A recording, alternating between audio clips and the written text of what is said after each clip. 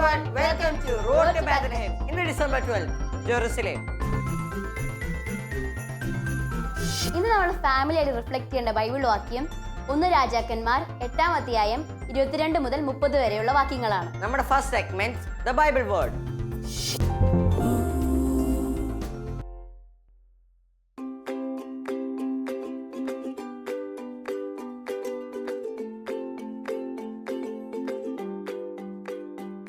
ഇന്ന് നമ്മൾ റിഫ്ലക്റ്റ് ചെയ്യാൻ പോകുന്ന വചനഭാഗം 1 രാജാക്കന്മാർ 8-ാം അധ്യായം 22 മുതൽ 30 വരെയുള്ള തിരുവചനങ്ങളാണ്. സോളമൻ രാജാവിൻ്റെ മനോഹരമായ ഒരു പ്രാർത്ഥനയാണ് നമ്മളിവിടെ വായിക്കുക. സോളമൻ രാജാവ് ദൈവാലയം പണി കഴിപ്പിച്ചു. എന്നാൽ അതിൽ മതിമറക്കുന്നില്ല.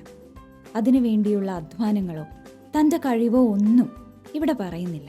മറിച്ച് ദൈവത്തിൻ്റെ മഹത്വം സോളമൻ രാജാവ് ഏറ്റുപറയുന്നു. 27-ാമത്തെ വചനത്തിൽ രാജാവ് ഇപ്രകാരം പ്രാർത്ഥിക്കുന്നതായി നമുക്ക് കാണാം. എന്നാൽ ദൈവം യഥാർത്ഥത്തിൽ ഭൂമിയിൽ വസിക്കുമോ? അങ്ങയെ ഉൾക്കൊള്ളാൻ സ്വർഗത്തിനും സ്വർഗാതിസ്വർഗത്തിനും അസാധ്യമെങ്കിൽ ഞാൻ നിർമ്മിച്ച ഈ ഭവനം എത്ര അപര്യാപ്തം. ദൈവത്തിൻ്റെ മഹത്വത്തോട് തുലനം ചെയ്യുമ്പോൾ താൻ നിർമ്മിച്ച ദേവാലയം അപര്യാപ്തമാണെന്നാണ് രാജാവ് പറയുന്നത്. നമ്മുടെ ജീവിതത്തിൽ എന്തെങ്കിലും നേട്ടങ്ങൾ ഉണ്ടാകുമ്പോൾ അതിൻ്റെ ക്രെഡിറ്റ് നമുക്ക് അവകാശപ്പെട്ടതല്ല എന്ന് സോളമൻ രാജാവിൻ്റെ പ്രാർത്ഥന നമ്മളെ ഓർമ്മിപ്പിക്കുന്നില്ലേ? എല്ലാം കൃപയാണ്. എന്തെങ്കിലും ഞാൻ നേടിയിട്ടുണ്ടെങ്കിൽ അത് ദൈവം നൽകിയ കൃപ കൊണ്ട് മാത്രമാണ്. ആ ക്രെഡിറ്റ് സ്വന്തമാക്കാതെ നമ്മളെ സഹായിച്ച ദൈവകൃപയ്ക്ക് നന്ദി പറയുന്നവരാകാം. ഡോണ്ട് ഫർഗെറ്റ് 1 രാജാക്കന്മാർ 8-ാം അധ്യായം 22 മുതൽ 30 വരെയുള്ള വാക്യങ്ങൾ വായിക്കുക.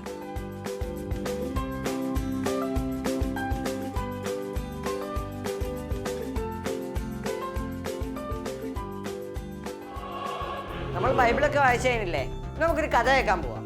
ആലിസാൻഡി അവിടെ വെയിറ്റ് ചെയ്തിരിക്കുന്നുണ്ട്. So story time.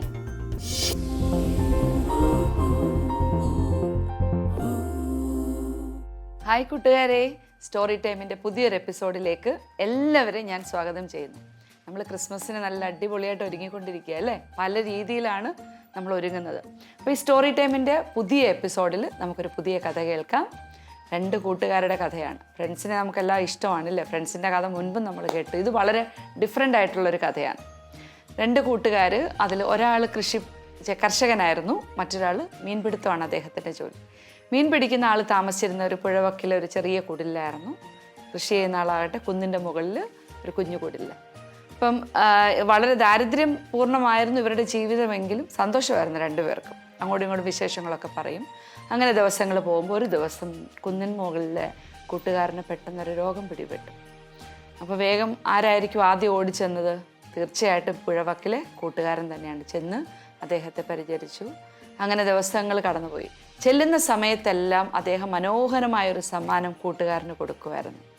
അപ്പം അദ്ദേഹത്തിൻ്റെ ഈ സമ്മാനവും ശരിക്കും പറഞ്ഞാൽ കൂട്ടുകാരനെ പതിയെ പതിയെ രോഗത്തിൽ നിന്ന് പുറത്ത് ജീവിതത്തിലേക്ക് തിരിച്ചു കൊണ്ടുവന്നു. അങ്ങനെ അദ്ദേഹം പഴയതിനേക്കാൾ ഉത്സാഹത്തോടെ കൃഷിപ്പണിയൊക്കെ ചെയ്ത് സന്തോഷമായിട്ട് ഇങ്ങനെ പോയി. കുറച്ച് നാൾ കഴിഞ്ഞപ്പോഴത്തേക്ക് ദേണ്ട പുഴവക്കിലെ കൂട്ടുകാരന് മറ്റൊരു രോഗം പിടിപെടുകയാണ്. അപ്പം ഇതറിഞ്ഞ് തീർച്ചയായിട്ടും കൂട്ടുകാരൻ ഓടി വന്ന് അദ്ദേഹത്തെ എല്ലാ ദിവസവും വരികയും മനോഹരമായ സമ്മാനം കൊടുക്കുകയും ചെയ്തു. ഏതായാലും എല്ലാ ദിവസമുള്ള സന്ദർശനവും സമ്മാനവും ഈ കൂട്ടുകാരനെയും വളരെ വേഗം രോഗത്തിൽ നിന്ന് പുറത്തു കൊണ്ടുവരികയും ആരോഗ്യത്തോടെ തിരിച്ച് കൂടുതൽ ഉഷാറായിട്ട് അദ്ദേഹം ജീവിതത്തിലേക്ക് മടങ്ങി വന്നു.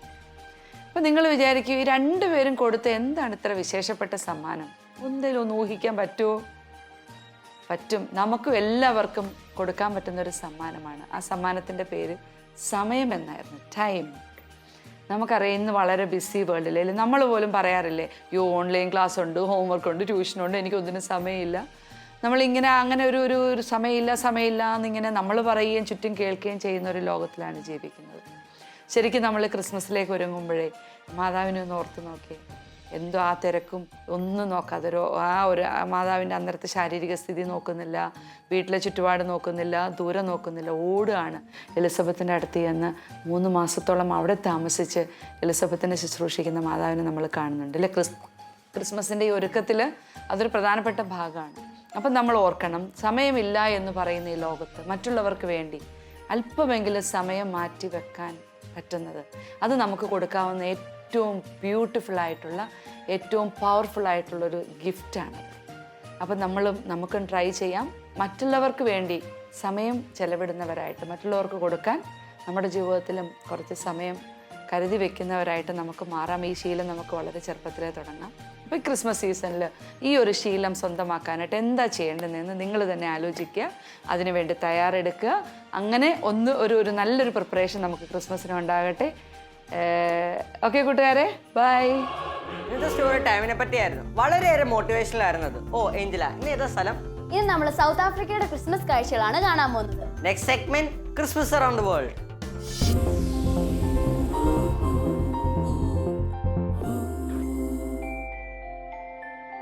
പ്രകൃതി സൗന്ദര്യ ഭംഗി കൊണ്ട് സുന്ദരമായ രാജ്യമാണ് സൗത്ത് ആഫ്രിക്ക.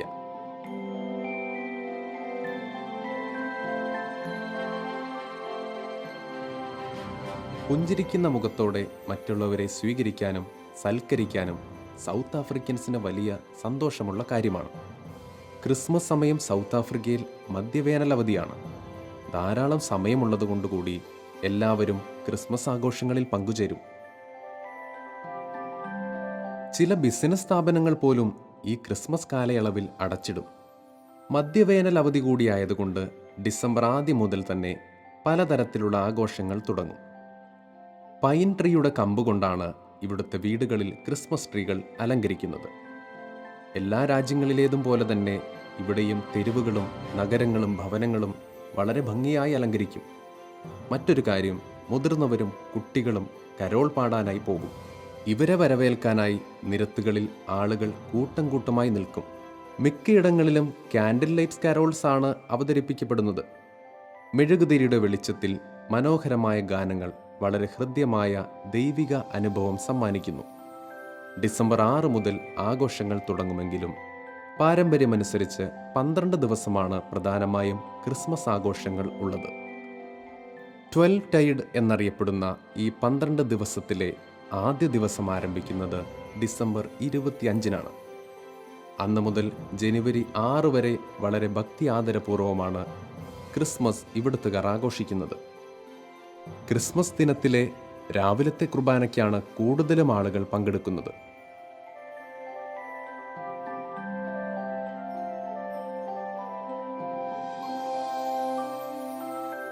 തിരുപ്പിറവിയുടെ ആ ദിനത്തിൽ അത്താഴത്തിനാണ് കുടുംബാംഗങ്ങൾ ഒന്നിച്ചു ചേരുന്നത്. ഈ ക്രിസ്മസ് രാത്രിയിലെ വിഭവങ്ങളിൽ ഒരു പ്രത്യേക വിഭവമുണ്ട്, മൽവ പുഡിംഗ്. ഇത് സൗത്ത് ആഫ്രിക്കൻസിൻ്റെ ഇഷ്ടവിഭവമാണ്. എല്ലാ ഭവനങ്ങളിലും ഇത് ഉണ്ടാക്കാറുമുണ്ട്. ഡിസംബർ 26-ന് ബോക്സർ ഡേ സൗത്ത് ആഫ്രിക്കയിലും ആഘോഷിക്കാറുണ്ട്. പരസ്പരം സമ്മാനങ്ങൾ കൈമാറുകയും ഭവനങ്ങൾ സന്ദർശിക്കുകയും കുടുംബാംഗങ്ങൾ ഒന്നിച്ച് ഉല്ലാസയാത്രയ്ക്ക് പോകുകയും ചെയ്തുകൊണ്ടാണ് ഈ ദിവസത്തെ സൗത്ത് ആഫ്രിക്കക്കാർ ഉപയോഗപ്പെടുത്താറുള്ളത്. ക്രിസ്മസ് സമയത്ത് കാണുന്ന മറ്റൊരു കാര്യമാണ് ധാരാളം ക്രിസ്മസ് ഷോപ്പിംഗ് മാളുകൾ രൂപപ്പെടുന്നത്. ഫീസ്റ്റ് ഓഫ് എപ്പിഫനിയുടെ അന്ന് തന്നെയാണ് ഇവിടെയും ക്രിസ്മസ് ആഘോഷങ്ങൾ അവസാനിക്കുന്നത്. സൗത്ത് ആഫ്രിക്കയുടെ കാഴ്ചകളൊക്കെ കണ്ട് ത്രില്ലടിച്ചിരിക്കുകയല്ലേ? നമ്മുടെ കാരൽ ടീം അവിടെ റെഡി ആയിട്ടിരിക്കുന്നുണ്ട്. നമുക്കൊരു പുതിയ പാട്ട് കേട്ടാലോ? Next segment carol singing.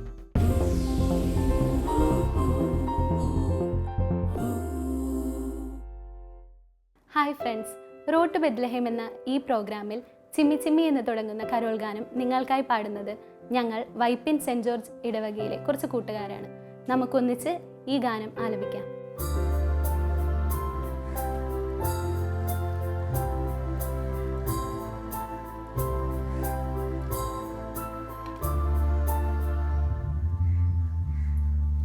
ചിമ്മി ചിമ്മി ദൂരെ വാനിൽ മിന്നും താരങ്ങൾ ചൊല്ലിത്തന്നു രക്ഷകന്റെ ജന്മ സന്ദേശം. പാടിപ്പാടി വാനലോകദൂതവൃന്ദങ്ങൾ പാടിത്തന്നു ദൈവത്തിന്റെ ജന്മ സന്ദേശം.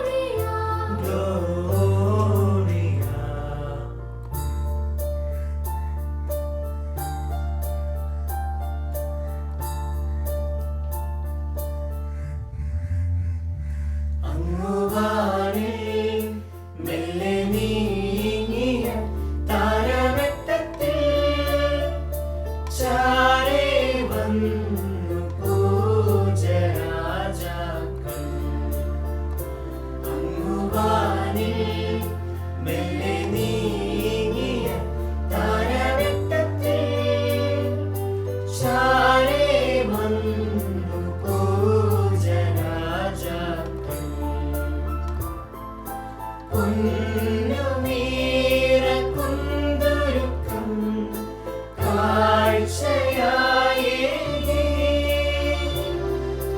ദൂതരേകിയ വാണി കേട്ടു പുതുവഴിയെ പോയി.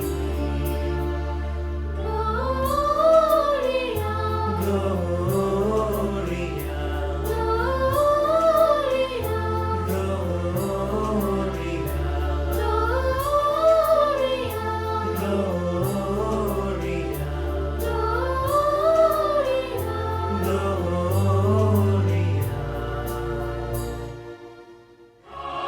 ഇത് നമ്മുടെ ആക്ടിവിറ്റി സമയമാണ്. എല്ലാവരും ചാർട്ട് പേപ്പറും പേനായിട്ട് റെഡി ആയിരിക്കുമല്ലേ? നമുക്ക് സ്ഥലം മാർക്ക് ചെയ്യാം. നിങ്ങൾക്ക് സ്ഥലം ഓർമ്മയുണ്ടോ? ജെറുസലേം. വാ.